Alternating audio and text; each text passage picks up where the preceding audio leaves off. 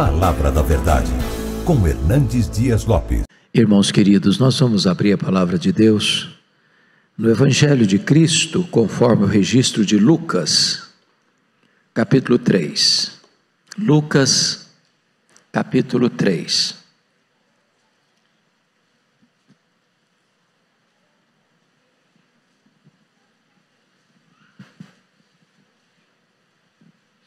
Nós vamos fazer a leitura do verso 1 ao verso 20. Eu peço a você para, após a leitura do texto, manter sua Bíblia aberta comigo nesta passagem. No 15º ano do reinado de Tibério César, sendo Pôncio Pilatos governador da Judeia, Herodes tetrarca da Galileia, seu irmão Filipe tetrarca da região de Itureia e Traconites, e Lisânias tetrarca de Abilene, sendo os sumos sacerdotes Anás e Caifás, veio a palavra de Deus a João, filho de Zacarias, no deserto. Ele percorreu toda a circunvizinhança do Jordão, pregando o batismo de arrependimento para a remissão de pecados, conforme está escrito no livro das palavras do profeta Isaías: voz do que clama no deserto, preparai o caminho do Senhor, endireitai as suas veredas. Todo vale será aterrado e nivelado, todos os montes e outeiros. Os caminhos tortuosos serão retificados e os escabrosos aplanados, e toda a carne verá a salvação de Deus. Dizia ele, pois, às multidões que saíam para serem batizadas: raça de víboras, quem vos induziu a fugir da ira vindoura? Produzi, pois, frutos dignos do arrependimento, e não comeceis a dizer entre vós mesmos: temos por pai Abraão. Porque eu vos afirmo que destas pedras Deus pode suscitar filhos a Abraão. E também já está posto o machado à raiz das árvores. Toda árvore, pois, que não produz bom fruto é cortada e lançada ao fogo. Então as multidões o interrogavam, dizendo: que havemos, pois, de fazer? Respondeu-lhes: quem tiver 2 túnicas, reparta com quem não tem, e quem tiver comida, faça o mesmo. Foram também publicanos para serem batizados e perguntaram-lhe: mestre, que havemos de fazer? Respondeu-lhes: não cobreis mais do que o estipulado. Também soldados lhe perguntaram: e nós, que faremos? E ele lhes disse: a ninguém maltrateis, não deis denúncia falsa, e contentai-vos com o vosso soldo. Estando o povo na expectativa, e discorrendo todos no seu íntimo a respeito de João, se não seria ele porventura o próprio Cristo, disse João a todos: eu na verdade vos batizo com água, mas vem o que é mais poderoso do que eu, do qual não sou digno de desatar-lhe as correias das sandálias. Ele vos batizará com o Espírito Santo e com fogo. A sua pá ele a tem na mão para limpar completamente a sua eira e recolher o trigo no seu celeiro. Porém queimará a palha em fogo inextinguível. Assim, pois, com muitas outras exortações, anunciava o evangelho ao povo. Mas Herodes, o tetrarca, sendo repreendido por ele por causa de Herodias, mulher de seu irmão, e por todas as maldades que o mesmo Herodes havia feito, acrescentou ainda sobre todas a de lançar João no cárcere. Irmãos, eu gostaria de conversar com vocês sobre o tema: quando Deus vira a mesa da história. Quando Deus vira a mesa da história. João Batista é uma figura emblemática. Talvez um dos homens mais extraordinários que já passaram por este mundo. Jesus chegou a dizer que dentre os nascidos de mulher, ninguém era maior do que ele. Talvez nenhum elogio transcenda este. João Batista é a dobradiça da Bíblia. Ele fecha o Antigo Testamento e abre o Novo Testamento. O propósito de Lucas, que era médico e historiador, é apresentar-nos João Batista e mostrar para nós como é que estava o mundo político e religioso quando este homem é levantado por Deus.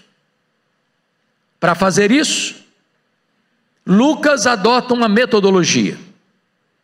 Ele parte do geral para o particular, do cenário político do império, vindo então para o cenário político e religioso da província de Israel. Ele abre para nós o mapa e apresenta para nós o cenário em que este homem veio ao mundo, como precursor do Messias. Eu vou pedir sua atenção e me delongar um pouquinho na descrição desse cenário, por entender que nós não podemos compreender claramente o ministério de João, a não ser que tenhamos com clareza o cenário em que ele foi apresentado. Então, com a Bíblia aberta comigo, observemos isso. No 15º ano do reinado de Tibério César, diz o verso 1. Bom, se você ler Lucas 2:1, você vai notar que quando Jesus nasceu, quem governava era César Augusto. César Augusto sucedeu Júlio César. César Augusto morreu no dia 19 de agosto do ano 14 depois de Cristo. E ele é sucedido então por Tibério César, que era seu filho adotivo, que é sucedido por Calígula, que é sucedido por Cláudio, que é sucedido por Nero, que é sucedido por Tito Flávio, que é sucedido por Vespasiano, que é sucedido por Domiciano, que é sucedido por Galba. E encerra-se aqui o relato do primeiro século, quando João retorna para Éfeso depois do seu cativeiro na colônia penal da ilha de Pátimos. Se nós estamos falando, portanto, do ano 15º do reinado de Tibério César, e se ele começa a governar em agosto do ano 14 depois de Cristo, nós estamos falando do ano 29 da era cristã. O Império Romano era um império truculento, tanto é fato que em Daniel capítulo 2, a figura que se tem lá daquela imagem, Roma é representada pelas pernas de ferro e os pés de ferro e de barro. Onde ele entrava, ele conquistava, ele oprimia. Era um império truculento, expansionista e guerreiro. O cenário, do ponto de vista do império, o cenário internacional, era um cenário de opressão política. Mas e a província, como é que está? Israel, qual é o cenário? E aqui eu chamo a sua atenção para o fato de estar escrito que sendo Pôncio Pilatos governador da Judéia. Aqui é preciso parar para entender. Porque no verso 1 você vai encontrar 3 tetrarquias, mas governada pela família herodiana. E aqui você vai ver que esse nome Pôncio Pilatos não era filho de Herodes, não fazia parte da família herodiana. Então vamos compreender um pouco agora esse cenário, por que esse nome está aqui. Vocês sabem que quando o Antigo Testamento termina, lá com Malaquias, quem governava o mundo era o Império Medo-Persa. Mas o Império Medo-Persa cai nas mãos de um outro império, o Império Greco-Macedônio. E domina o mundo, com Filipe da Macedônia e seu filho Alexandre o Grande, que espalha a cultura helênica e uma língua universal, o inglês de hoje da época, a língua grega. Quando Alexandre o Grande morre, não tendo herdeiro para assumir o trono, o grande império dele é dividido entre 4 generais. Israel ficou ora sob o domínio dos egípcios, os ptolomeus, ora sob o domínio dos sírios, os seleucidas. Nesse tempo é que há a grande tradução do Velho Testamento para o Novo Testamento, formando o que nós chamamos da versão, a Septuaginta. Nesse período, sob o governo seleucida, Antíoco Epifânio profana o templo de Jerusalém, sacrificando um suíno no altar do templo, o que provoca uma guerra, a guerra dos Macabeus, com Judas e Matatias Macabeus, e a família Macabeia vence essa guerra e passa Israel a ser dominado por esta família, a família Asmoneia. Porém, no ano 63 a.C., Pompeu conquista essa região, e Israel passa a ficar debaixo do domínio de Roma a partir de 63, nomeando Antípater como rei sobre Israel. Com a morte de Antípater, o filho dele, Herodes, chamado Herodes o Grande, ou Herodes I, começa a governar. E aqui você já começa a encontrar esse nome na Bíblia. Quando você fala de Herodes, é complicado às vezes, porque a Bíblia não descreve com clareza que Herodes, mas o Novo Testamento fala de 4 Herodes. Herodes I, que esse Herodes que governa como rei por concessão do imperador romano e do senado romano, Israel como rei de todo o território de Israel. Depois você tem Herodes Antipas, é o que está aí no versículo 1, que era o tetrarca da Galileia. Depois você escuta de Herodes Agripa I, lá em Atos 12, o que mandou matar o apóstolo Tiago e prender Pedro. E você tem um 4º Herodes, que é o Herodes Agripa II, o que disse para Paulo em Cesareia: por pouco me persuades a me fazer um cristão. Mas vamos parar um pouquinho nesse Herodes I, que é o grande administrador de Israel. Tudo que acontece de grande, acontecia de grande lá, foi ele que fez. Por exemplo, foi ele que ampliou e embelezou o templo de Jerusalém, tornando-o maior e mais belo e mais suntuoso que o templo de Salomão. 46 anos de obra. Foi ele quem construiu a fortaleza de Massada, às margens do Mar Morto, para onde fugiram 3.000 judeus, na época em que Jerusalém foi invadida no ano 70. Foi ele quem construiu o porto de Cesareia Marítima, abrindo o comércio internacional e possibilitando as viagens missionárias. Foi ele quem construiu a fortaleza da Antônia, onde Jesus foi julgado por Pôncio Pilatos. Esse homem, entretanto, tinha um grave problema.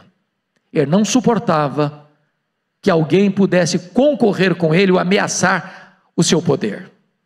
E eu vou explicar um pouco da história desse homem. Herodes o Grande casou-se 6 vezes. Aliás, me perdoe, casou-se 9 vezes. E ele era um homem tão mau que quando ele assumiu o governo, ele mandou matar mais da metade do sinédrio judaico, que era composto de 71 membros, para dizer: aqui quem manda sou eu. Dentre as esposas, das 9, uma era chamada a preferida dele, e o nome dela era Mariana, da nobreza. E quando ele se casa com Mariana, ele manda matar todos os grandes nobres da família dela, com medo de concorrência ao poder. Antes disso, a sua sogra Alexandra pede para ele nomear Aristóbulo, um jovem de 17 anos, como sumo sacerdote. O sacerdócio já estava corrompido, e ele o faz, atendendo a sogra, e porque o menino foi bem, ele mandou matar o Aristóbulo. A sogra fugiu para o Egito, e ele mandou os seus emissários lá no Egito matar a sua sogra. Quando ele retorna do Egito, acontece a morte da sua sogra no Egito, o imperador César Augusto chama Roma para lhe dar uma descompostura, dizendo: é melhor ser filho de um porco do que ser filho de Herodes. Antes de ir para Roma, com medo de Mariana conspirar contra ele, porque a família estava sendo assassinada, ele manda matar Mariana. Quando ele retorna de Roma, ele manda 2 dos seus filhos estudarem em Roma. A Salomé, que era irmã dele, do mesmo estofo moral, diz para ele: olha, quando esses meninos voltarem, eles vão estar mais preparados que você para governar. Ele não titubeou, mandou matar os próprios 2 filhos. Bom, quando ele estava para morrer, na estância hidromineral de Jericó, ele fez a sua irmã Salomé jurar que no dia da morte dele, ela mandaria matar um nobre de cada família rica de Jerusalém, porque ele queria ter choro e lágrimas no seu funeral. Bom, agora você vai entender um pouquinho o texto bíblico de Mateus 2, porque até então eu não entendi esse versículo. Quando os magos chegaram do Oriente, em Jerusalém, fizeram a seguinte pergunta: onde está o recém-nascido rei dos judeus? Viemos para adorá-lo. Diz a Bíblia que Herodes ficou alarmado e com ele toda Jerusalém. Como é que um rei fica alarmado com uma pergunta dessa? Como é que uma cidade inteira fica perturbada com uma pergunta dessa? É porque Jerusalém sabia quão sanguinário era este homem, que toma, portanto, a decisão de mandar matar todas as crianças de Belém dos seus arredores. Porém, este homem morreu. Eu quero dizer para você que os poderosos também morrem, que o tempo de governo deles cessa, porque só o trono de Deus é eterno. Quando ele morre, vamos entender isso agora. Quando ele morre, ele, ou não ele, mas o reino dele é dividido em 4 partes, chamamos isso de tetrarquia. A tetrarquia da Judéia vai pertencer ao filho dele, chamado Arquelau. Não está aqui não, está lá em Mateus 2:22. As outras 3 tetrarquias estão aqui: Herodes, tetrarca de Galileia; Filipe, tetrarca da região de Itureia, Traconites; e Lisânias, tetrarca de Abilene. Por que está esse nome aqui, Pôncio Pilatos? Caiu de paraquedas? O Pôncio Pilatos não é da família herodiana, a família Edomeia, descendência de Esaú. É um romano. Como é que ele está aqui? Está aqui pela seguinte razão: quando o tetrarca da Judéia, o Arquelau, começou a reinar, no ano 6 depois de Cristo, os judeus não suportaram esse homem. Ele era muito mau, ele era pior que o pai. Então os judeus pediram para Roma: tira esse homem daqui, bote aqui um preceptor romano, bote aqui um governador romano. E Roma não perdeu a oportunidade e bota um governador romano dentro de Jerusalém, botando o pé dentro da Judéia. É por isso que você está encontrando aqui o Pôncio Pilatos. Isso a partir do ano 6. Pilatos não é o primeiro governador, ele é o 5º governador. Por que eu estou trazendo isso para vocês? Porque o propósito de Lucas é mostrar para nós que o cenário político do império era de truculência, mas o cenário político da província era pior ainda. Era uma família sanguinária que estava governando, e esse Pôncio Pilatos era tão mau, que diz a Bíblia que numa época em que os galileus vieram adorar em Jerusalém, ele matou os galileus e misturou o sangue deles com sacrifícios. Ou seja, o cenário político era o pior possível quando Deus levantou João Batista. Mas você pergunta assim: bom, mas quem sabe o cenário religioso traga alguma esperança? Veja comigo o verso 2: sendo os sumos sacerdotes Anás e Caifás. Há uma coisa esquisita aqui, só tinha um sumo sacerdote, aqui tem 2. Aliás, o Anás era o sogro, o Caifás era o genro. O Anás já tinha sido deposto, mas por ser um homem muito poderoso, ele ainda dava as cartas. O Caifás tinha a caneta na mão, mas quem dava as coordenadas era o Anás. Em outras palavras, a religião também estava rendida à corrupção. Para vocês terem uma ideia, do ano 37 a.C. ao ano 26 depois de Cristo, foram levantados 28 sumos sacerdotes em Jerusalém. A religião estava rendida à corrupção, ao desvio espiritual e moral. Meus irmãos, não tem cenário mais sombrio do que este. Você pergunta: tem esperança? Tem saída? Tem solução? E eu quero dizer para você que quando o cenário parece sombrio demais, Deus entra na história, vira a mesa da história e muda o placar do jogo. Quem está no trono é Deus, quem tem as rédeas da história é Deus, quem dá saída para o seu povo é Deus. Porque está escrito no verso 2: sendo os sumos sacerdotes Anás e Caifás, veio a palavra de Deus a João, filho de Zacarias, no deserto. E começa aqui, meus irmãos, um grande avivamento espiritual. Começa aqui a entrada do Messias, começa aqui a história do nosso glorioso Redentor, que veio ao mundo, se encarnou e mudou a história dos homens. Louvado seja o Senhor. Agora notem vocês que a palavra de Deus não veio a Tibério César em Roma, a palavra de Deus não veio a Pôncio Pilatos em Cesareia Marítima, a palavra de Deus não veio a Anás e Caifás em Jerusalém, a palavra de Deus não veio a Herodes Antipas da Galileia, a palavra de Deus veio a João, filho de Zacarias, no deserto. Um homem estranho, comendo comida estranha, vestindo roupa estranha, pregando lugar estranho. Mas onde esse homem está, as multidões, toda a província da Judéia, toda a circunvizinhança de Jerusalém, toda a cidade de Jerusalém, vai para o deserto ouvi-lo. Sabe o que significa isso? Não é o lugar que faz o homem, é o homem quem faz o lugar. Não importa se numa grande catedral, não importa se num templo de chão batido, não importa se debaixo de uma árvore, não importa se num deserto, se a palavra de Deus vier, as multidões se ajuntarão para ouvir a palavra de Deus. Agora veja comigo a dinâmica do ministério deste homem, porque isso nos ensina muito. Olha o verso 3, ele percorreu toda a circunvizinhança do Jordão. Isso aqui é metodologia, porque a agenda da igreja sempre foi centrífuga e não centrípeta. Em outras palavras, a igreja sempre foi lá fora onde as pessoas estavam, e hoje nós queremos que as pessoas venham cá dentro onde nós estamos. Hoje nós estamos gastando mais os assentos dos nossos bancos do que as solas dos nossos sapatos. Leia a história, você vai ver que os profetas, João Batista, Jesus, os apóstolos iam lá fora onde as pessoas estavam. A igreja age muito mais fora dos portões do que dentro dos portões. Mas você ainda pode perguntar, este homem depois de 400 anos, porque de Malaquias a João Batista tem 400 anos, tem templo, tem música, tem festa, tem sacrifícios, mas não tem palavra de Deus. Depois de 400 anos, a pergunta é, esse homem se levanta para pregar, porque a palavra de Deus é ele, o que ele prega? Está escrito, pregando o batismo de arrependimento para a remissão de pecados. Você pode dizer, ô João Batista, calma camarada, calma, esse povo não está acostumado com Bíblia, esse povo não escuta a Bíblia, tem 400 anos, então você prega uma mensagem mais leve, mais light, não dê feijoada para quem não está acostumado não, comece mais leve, prega uma mensagem mais palatável, mais ao gosto da freguesia, mais politicamente correta.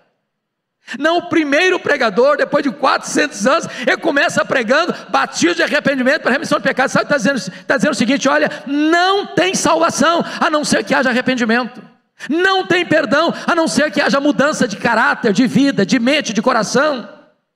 Tem que se arrepender, arrependei-vos, porque está próximo o reino de Deus.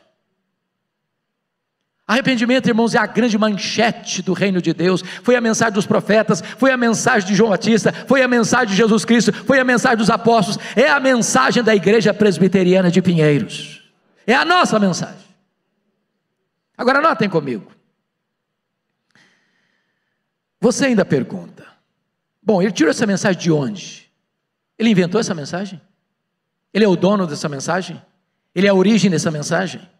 A resposta está no versículo de número 4, conforme está escrito nas palavras do profeta Isaías. Depois de 400 anos, quando o primeiro pregador se levanta, ele não prega da sua cabeça, ele não cria mensagem, ele não é a fonte da mensagem, ele se volta para as escrituras, ele abre a Bíblia e prega a Bíblia. Isso é fundamental, meus irmãos, sabe por quê? O pregador não é a origem da mensagem, o pregador não cria mensagem, o pregador transmite a mensagem, ele é servo da mensagem. Ele abre as escrituras e expõe as escrituras. Deus não tem nenhum compromisso com a palavra do pregador, Deus tem compromisso com a sua palavra. O que nós temos de promessa que não volta vazia, não é a palavra do pregador, é a palavra de Deus. Louvado seja o Senhor. E eu quero lhes dizer, irmãos, que essa palavra é tão poderosa, que ela produz mudanças radicais. O verso 5 nos aponta isso. Há 4 coisas aqui radicais que vão acontecer. Primeiro, todo o vale será aterrado. O que é vale? É um lugar escuro, sombrio, são as cavernas da alma, são os corredores escuros do nosso coração, são aquelas áreas lúgubres e lógubres, tantas vezes escondidas, não ensolaradas, que precisam ser aterradas na nossa vida, para que Deus se manifeste. Mas notem mais, os montes de outeiros serão nivelados. Um monte fala de incredulidade, E a Bíblia diz que Jesus não fez milagres em Nazaré por causa da incredulidade. Monte fala de soberba, de altivez, de orgulho, de arrogância. Onde tem coração empinado, onde tem nariz empinado, onde tem soberba, aí Deus não se manifesta, porque Deus resiste ao soberbo. Mas o texto está dizendo que tem uma outra mudança: os caminhos tortuosos serão retificados. E caminho tortuoso fala de vida dupla, fala de hipocrisia, fala de ser uma coisa aqui, outra ali, outra acolá. A Bíblia diz que quando o Senhor precisa para se manifestar, é preciso que a nossa vida seja reta na luz. Mas o texto conclui dizendo: e os caminhos escabrosos serão aplainados. O que é escabroso? Na língua grega a ideia é de um caminho fora do lugar. O que está fora do lugar na sua vida? Sua vida emocional, sua vida sexual, sua vida financeira, sua vida devocional, seu relacionamento conjugal. O que está fora do lugar? Para que o Senhor se manifeste, é preciso que você coloque essas coisas no seu devido lugar. Agora notem comigo, que no verso de número 4, na parte B, João Batista nos é apresentado como engenheiro de trânsito do reino de Deus. Voz do que clama no deserto, preparai o caminho do Senhor. O que está por trás aqui? Qual o cenário aqui? O cenário aqui é o seguinte: quando um imperador ou um rei antigo, dos grandes impérios, egípcio, assírio, babilônico, medo-persa, greco-romano, greco-macedônio, romano, ia visitar uma província distante, não tendo boas estradas para ter acesso, ele mandava os seus engenheiros de trânsito abrir estradas, para que a comitiva real pudesse passar. É claro que João Batista é esse engenheiro de trânsito. Ele não está falando de estrada, ele está falando da sua vida, da minha vida. Porque Deus vai se manifestar ao mundo através da igreja, através de nós. A pergunta é: a sua vida é um obstáculo ou é uma ponte de passagem? É um caminho aberto ou é um caminho atravancado para que a comitiva divina não possa passar? Eu tive a bênção de visitar a missão Quacisabanto na África do Sul. Eu nunca vi, confesso a vocês, nenhum lugar onde eu sentisse tanto o ar tomado, encharcado pela presença de Deus. Esse foi um dos maiores avivamentos do século passado, 1966.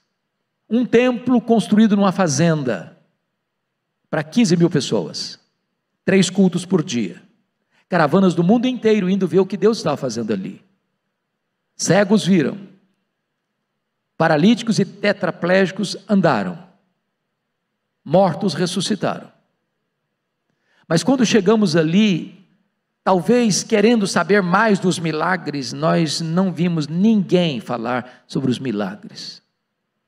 Mas o perfume da santidade de Deus era sentido. A presença de Deus era notória. E então perguntamos ao pastor Erle Stigen: pastor, o que é avivamento? Ajude-nos a entender o que é avivamento. E ele disse para nós: você quer saber o que é avivamento? É preparar o caminho do Senhor para que Ele se manifeste. É preciso aterrar os vales, é preciso nivelar os montes, é preciso endireitar os caminhos tortos, é preciso aplainar os caminhos tortuosos, e os caminhos escabrosos. E o resultado do avivamento chega no verso 6: e então toda a carne verá a salvação de Deus. Bom, você ainda pode perguntar: pastor, qual foi a abrangência do ministério de João Batista? Eu acho isso incrível. Confira comigo o versículo 7, dizia ele, pois, as multidões. Confira o versículo 12, foram também publicanos. Confira o versículo 14, também foram soldados. Por que está escrito isso aqui? O que nós temos que aprender isso aqui? Eu tenho lido sobre crescimento de igreja, pastor Arival, missiólogos tratando dessa matéria, e alguns especialistas dizem o seguinte: você quer uma igreja para crescer? Essa igreja tem que ser homogênea. Traduzindo isso, vou começar uma igreja, vou plantar uma igreja. Bom, eu quero uma igreja de classe média, então eu vou plantar uma igreja do lado de um grande condomínio de luxo. Ou se não, eu quero plantar uma igreja mais intelectualizada, eu quero começar uma igreja, vou plantar uma igreja do lado de uma grande universidade, professores, acadêmicos. Outros dizem, não, eu vou plantar uma igreja para os pobres, vou fazer opção pelos pobres, vou plantar uma igreja na favela, vou plantar uma igreja num bairro mais carente. Sabe que eu olho para a Bíblia? Eu não vejo isso. Essa segmentação. Irmãos, a igreja é o único lugar do mundo onde o homem mais rico da cidade se assenta ao lado do homem mais pobre da cidade e não há nenhuma diferença entre os dois. A igreja de Deus é o único lugar onde o diácono da igreja, o maior empresário da cidade, carrega a cadeira nas costas para o pedreiro sentar e sentar com honra. Deus não vê o homem como os homens veem os homens. Deus não olha a cor da pele, Deus não olha a conta bancária, Deus não olha os diplomas universitários, Deus não tem opção nem pelo rico, nem pelo pobre. Deus ama o pecador, e todos são pecadores, e todos são bem-vindos, e todos formam uma só família, um só rebanho, um só povo. Louvado seja Deus. Bom, mas você pode perguntar, pastor, esse primeiro pregador, que tipo de mensagem ele pregava para impactar as pessoas? Que alerta ele fazia? Eu chamo a sua atenção para 5 alertas da pregação de João Batista. Primeiro, ele alertou sobre o perigo mortal da hipocrisia. Olha o versículo 7 comigo. Dizia ele, pois, às multidões que saíam para serem batizadas: raça de víboras. Eu fico escandalizado com João Batista, chocado, perplexo. Meus irmãos, tem 400 anos que ninguém prega, e o camarada começa a pregar chamando o auditório dele de raça de víboras. Se o pastor Olival fosse fazer isso aqui, eu não sei se a igreja ficaria cheia. Parece uma deselegância, não é politicamente correto, ninguém gosta de ouvir um negócio desse. Por que ele faz isso? A explicação, irmãos, está no texto paralelo de Mateus 3, versículo 7. Olha o que está escrito lá, eu vou ler para vocês. Mateus 3, 7 está escrito assim. Vou ler a partir do 5. Então saíam a ter com ele Jerusalém, toda a Judéia, toda a circunvizinhança do Jordão, e eram por ele batizados no rio Jordão, confessando seus pecados. Vendo ele, porém, que muitos fariseus e saduceus vinham ao batismo, disse-lhes: raça de víboras, quem vos induziu a fugir da ira vindoura? João Batista olha nessas multidões, e no meio delas muitos fariseus e saduceus. Então ele disse: raça de víboras. Agora vamos entender isso aqui, porque é fundamental. Quando você lê os evangelhos, você fica com um pouco de raiva dos fariseus. Pensa num time complicado. Gostava de holofotes, gostava dos primeiros lugares, exaltavam eles mesmos, vomitavam santarronice, gostavam de ser detetive da vida alheia, investigavam a vida de todo mundo, menos a deles mesmos. Eram sepulcros caiados, bonitos por fora, mas podres por dentro. Eram hipócritas. Tornaram-se os mais terríveis inimigos de Jesus. Agora escutem isso. Os fariseus não foram sempre assim, não. Quando esse grupo surgiu, ele surgiu como um movimento de reforma e de reavivamento. Lembram vocês que disse que quando o Império Greco-Macedônio dominou o mundo, espalhou a cultura helênica, a cultura grega, era uma espécie de secularização da igreja. Esses fariseus surgiram para resistir a isso e manter a fidelidade à Bíblia, às Escrituras, com piedade e com sã doutrina. Mas com o tempo a forma foi tomando o lugar da essência. E eles perderam a piedade, mas mantiveram a aparência. Esse time está escutando João Batista. E quem eram os saduceus?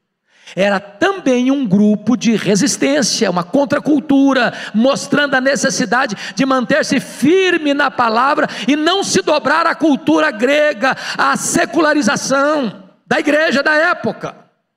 Porém, os saduceus se curvaram à cultura helênica.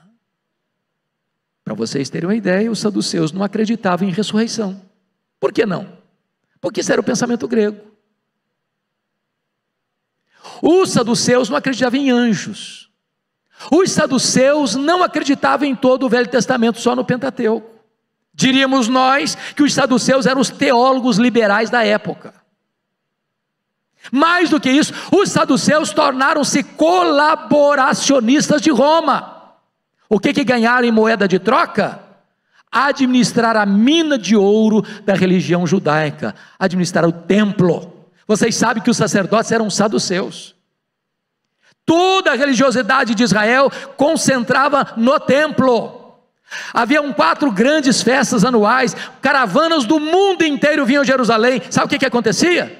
Ninguém podia comprar nenhum sacrifício, nenhum cordeiro, nenhuma ovelha, nenhuma pomba, nenhuma rola, com moeda estrangeira. Tinha que fazer a troca da moeda lá na praça do templo, nas mesas dos cambistas, e eles cobravam taxas exorbitantes para enfiar a grana no bolso e se enriquecer em nome da fé. Nenhum adorador podia vir para Jerusalém e trazer de casa o sacrifício, tinha que comprar lá na praça do templo. A praça do templo era formada de currais de ovelhas. A praça do templo era cheia de gaiolas, cheia de pombas e de rolas, e as pessoas tinham que comprar deles por um preço exorbitante para se enriquecerem. E Jesus ficou irado com isso, pegou o chicote e começou a chicotear, virar a mesa dos cambistas, abrir as gaiolas das pombas, soltar as ovelhas dos currais, dizer: vocês transformaram a casa do meu pai, casa de oração, em covil de salteadores. O que é covil? É um lugar que a pessoa rouba e corre para se esconder.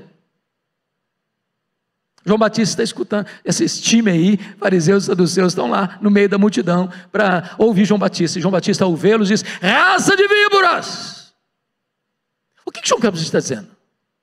O que eles traziam no coração, a hipocrisia, era pior do que o veneno das víboras, porque o veneno da víbora é Deus quem coloca, mas o veneno da hipocrisia é o diabo que coloca. Segundo alerta de João Batista, ele alertou sobre o perigo real do inferno. Meus irmãos, é chocante, você fica escandalizado com ele. Tem 400 anos que ninguém prega, e quando o cara se levanta para pregar, tem tanta coisa boa para pregar, ele vai pregar logo sobre o inferno. Mas o que é isso? Isso é um choque. De pregar sobre o inferno não dá ibope, irmãos, não dá. Ninguém dá um tapinha nas costas do pregador porque pregou um sermão sobre o inferno. Ninguém fala: tá legal, pastor, gostei, ó, estou saindo assim até mais leve depois desse sermão sobre o inferno. Mas deixa eu lhe dizer algo: é melhor você escutar sobre o inferno hoje do que ir para o inferno amanhã. João Batista não é um profeta da conveniência. João Batista não tem medo de cara feia. João Batista não é um alfaiate do efêmero. João Batista é um escultor do eterno. Ele prega a palavra de Deus, porque o propósito dele é levar o seu auditório ao arrependimento e à salvação, e não amaciar para agradar este ou aquele ouvinte.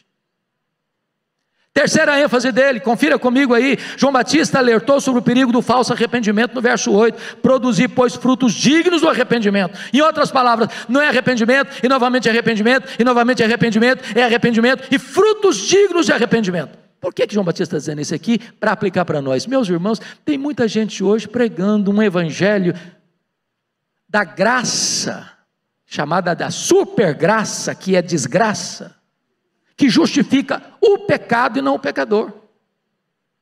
Não, pode pecar.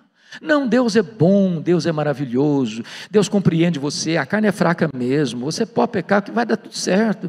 Não fica preocupado, ficar com culpa não. Você está bem, está de bem com a vida, vai dar tudo certo. Não tem problema.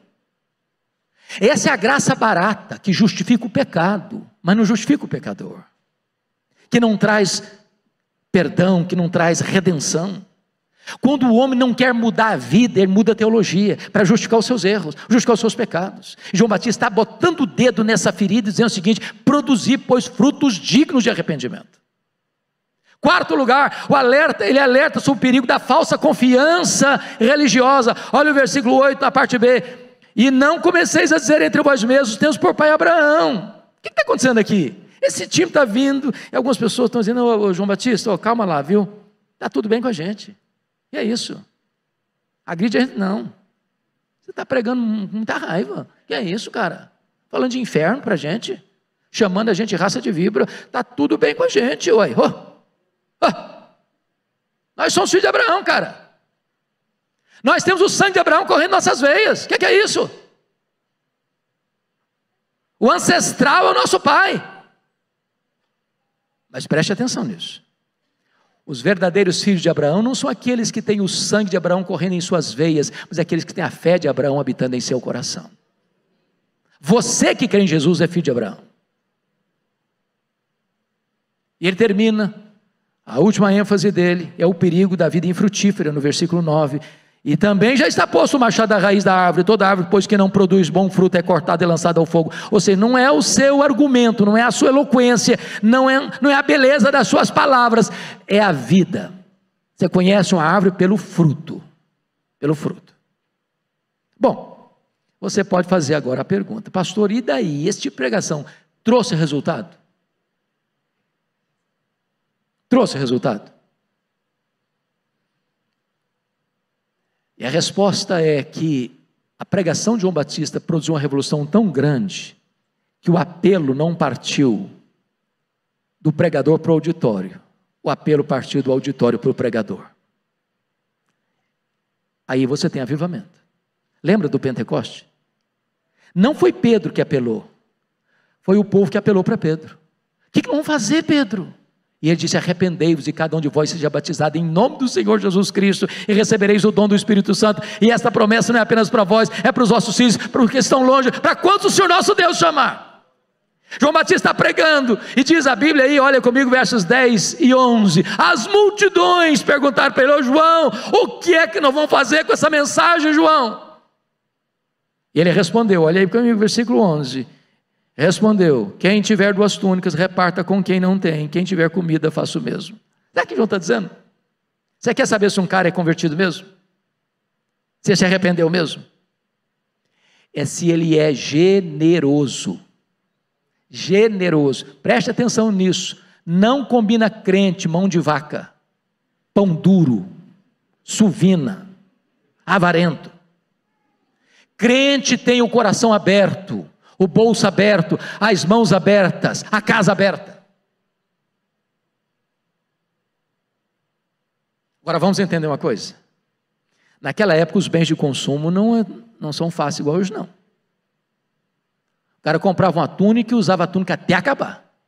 Quem tinha 2 túnicas era o só fulano. Quem tem 2, dê uma. Porque às vezes a gente vai fazer um bazar na igreja, meus irmãos vão trazer roupas usadas, usáveis, e o cara começa a trazer as roupas velhas, até poída, sapato até furado, desafogar o guarda-roupa dele. Se você vai dar, dê o melhor. Aliás, gente, se você não tem experiência de ser generoso, comece a ser, comece a praticar isso. Reserva lá nas suas economias, toda semana, um valor para você dar oferta. E você vai ver a revolução que Deus vai fazer na sua vida. Agora preste atenção mais. Generosidade não é arrependimento. Ninguém vai para o céu porque dá roupa e comida para as pessoas. Generosidade é a evidência do verdadeiro arrependimento. Não é um substituto, é uma evidência. Mas vamos ver o impacto disso na vida de outro grupo, versículo 12, foram também os publicanos para serem batizados e perguntaram-lhe: mestre, o que havemos de fazer? Respondeu-lhes: não cobreis mais do que o estipulado. O que está escrito aqui? Eu estou falando agora de Receita Federal, do fisco. Vocês sabem que Roma na época não tinha os mesmos mecanismos de controle social que tem hoje, porque o leão está de olho em você, ele sabe mais da sua vida que você mesmo de você mesmo. Então o que Roma fazia para arrecadar tributos? Roma fazia uma concessão. Então você vai ter a concessão de administrar uma região aqui, com um propósito de passar um valor definido para os cofres de Roma. Agora você pode cobrar muito mais aí, eu não estou nem aí, desde que você repasse o valor para Roma, você pode cobrar o que você quiser e embolsa o resto. Não tinha uma classe mais odiada do que os publicanos. Eles exploravam o povo, eles massacravam o povo. Eles enriqueciam às custas da opressão de um povo pobre e oprimido. E esse time estava escutando João Batista. E aí eles perguntou: João, e nós? Vamos fazer o quê? Ele diz: olha, não cobrem mais do que o estipulado. O que ele está dizendo? Você quer saber se um cara é convertido mesmo?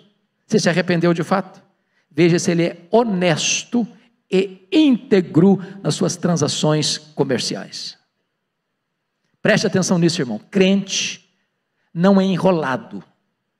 Crente não passa a perna nos outros. Crente não faz falcatrua nos seus negócios. Crente não usa de meios e esquemas para arrecadar mais do que é o legal, do que é o honesto, do que é justo.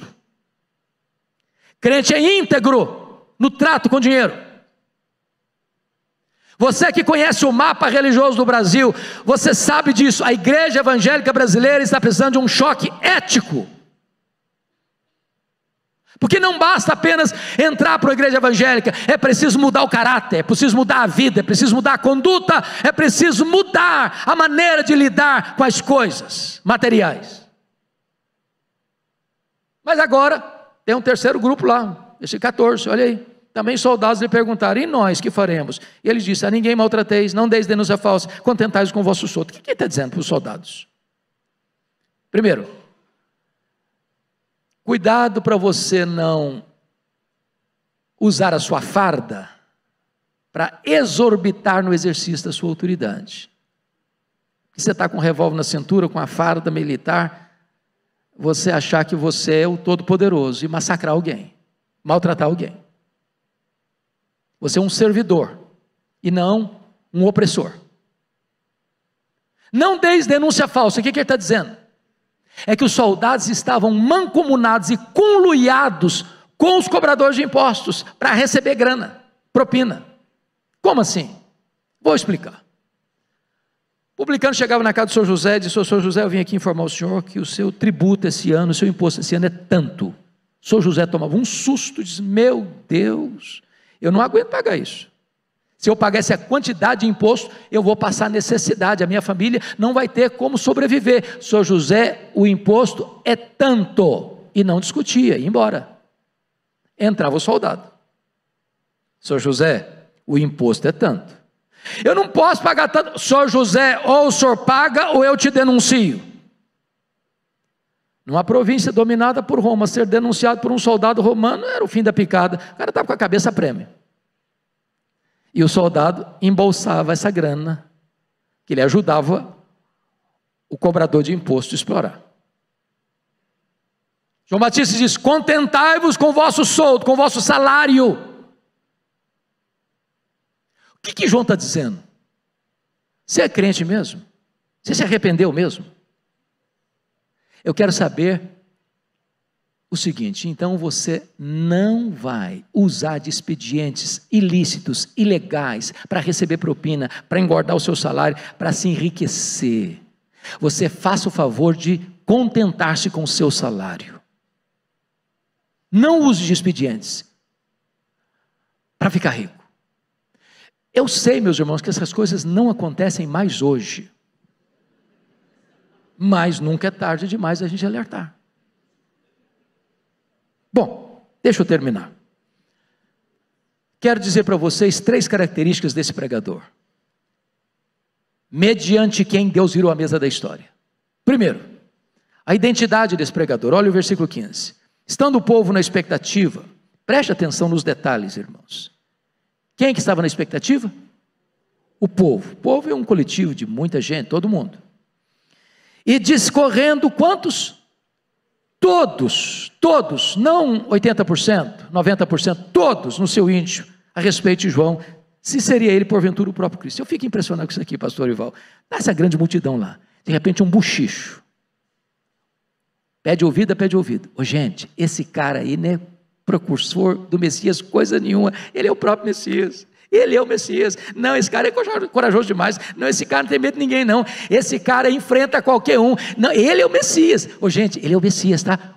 Ele é o Messias. Todo mundo, ele é o Messias. Não, ele é o Messias. A consenso, 100% de aprovação popular. Ele é o Messias. Ele é o Messias. Ele é o Messias. Ô, gente, não é outro, não. É ele mesmo. E toda essa 100% da opinião popular transforma-se numa pergunta que beija os ouvidos de João Batista com aquela voz aveludada da serpente e fazendo a seguinte pergunta: porventura, tu não és o próprio Cristo? Olha a tentação aí, olha o perigo aí, olha a isca venenosa aí. Se João tivesse engolido aquela isca venenosa, ele poderia pensar assim: gente, bom, pensando bem, quer dizer, eu acho que eu sou um fenômeno.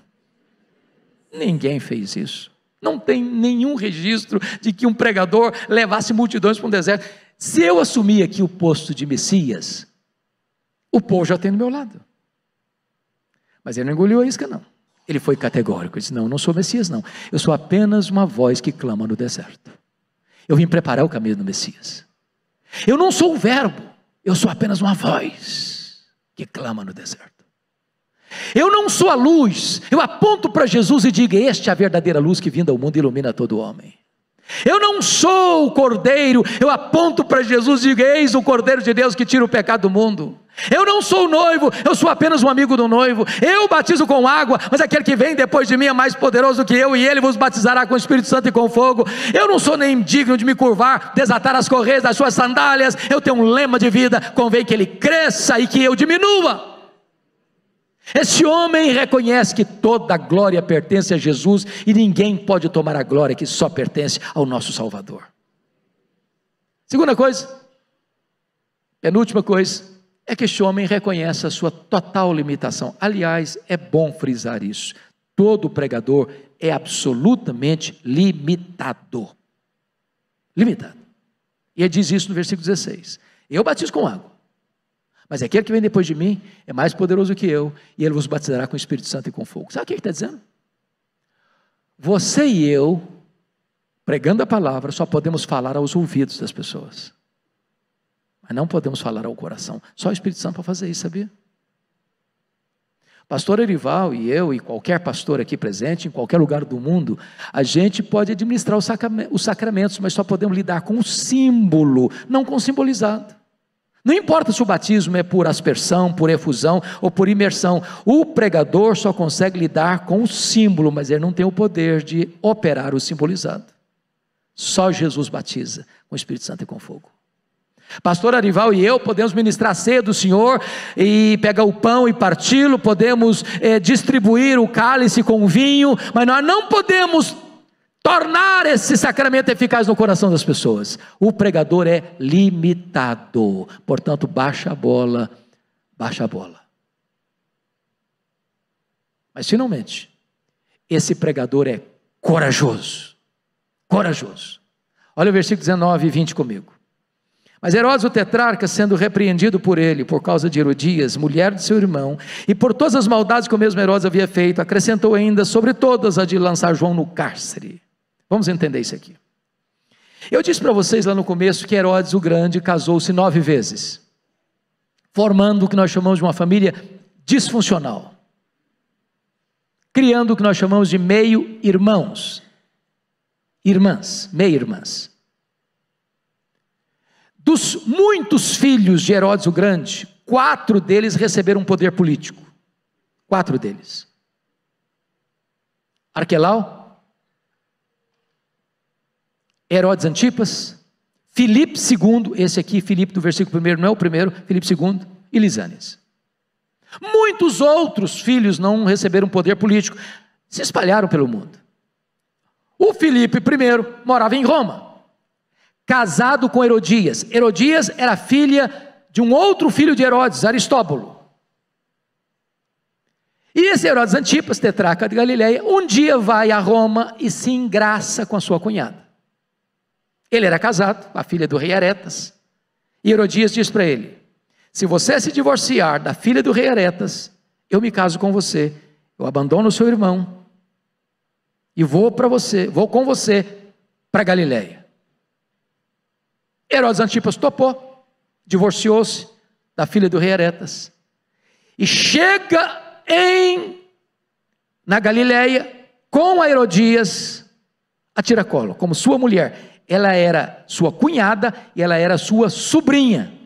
Portanto, o pecado dele foi de adultério e incesto. Quando João Batista vê essa cena,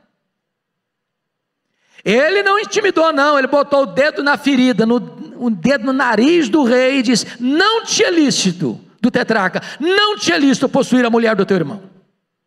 Ele sabia que estava mexendo num vespeiro, ele sabia que estava mexendo num ninho de cobra, mas ele não era um profeta da conveniência, ele era um arauto do Altíssimo. Foi odiado,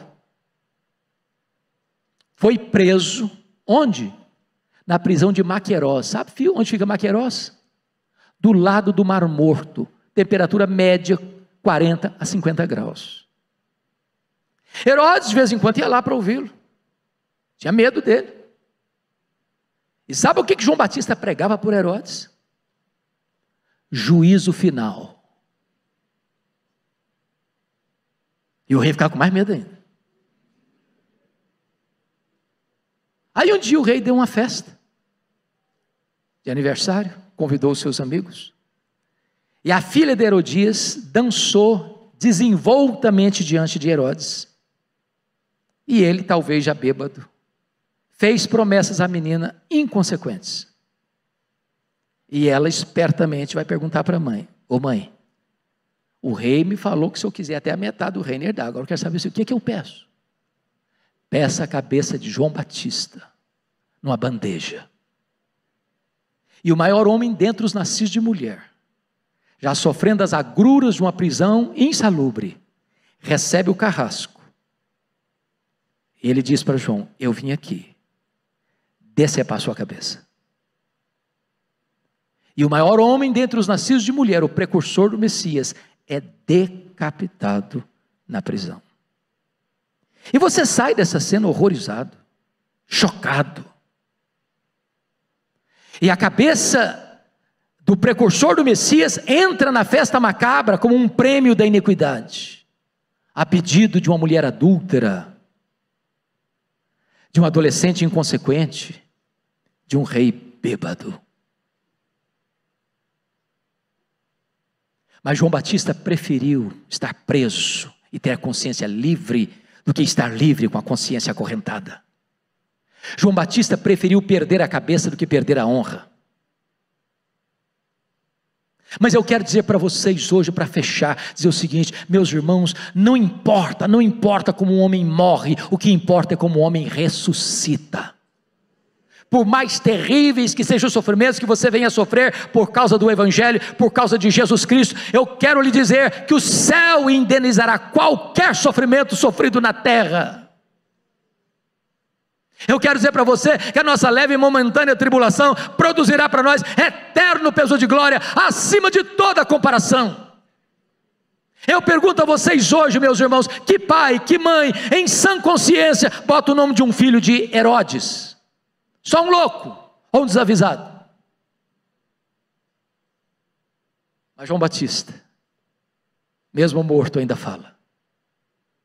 João Batista, ainda hoje, inspira milhões e milhões de pessoas a andar com Deus, a amar a Deus e a pregar com fidelidade a palavra de Deus. João Batista abriu o caminho e saiu de cena, e entrou o Messias, o Filho de Deus, o nosso Salvador, e ele andou por toda parte, libertando os oprimidos do diabo, curando os cegos, levantando os paralíticos, dando audição aos surdos, dando voz aos mudos, purificando os leprosos e pregando este evangelho da graça que alcançou a sua vida, que alcançou a minha vida. Ele que é a razão da nossa vida, porque Deus entrou na história, mudou o jogo da história, mudou o placar do jogo, e Deus está aqui hoje para mudar a história da sua vida, para transformar a sua vida, para trazer esperança para a sua vida. Não olhe o cenário, ele é cinzento, ele é amargo, ele é doloroso, mas quem está no trono é Deus, quem reina é Deus, e pode hoje, agora, aqui, fazer algo novo na sua vida, na minha vida, na nossa história, para a glória do seu nome. Louvado seja o Senhor. Aleluia, amém.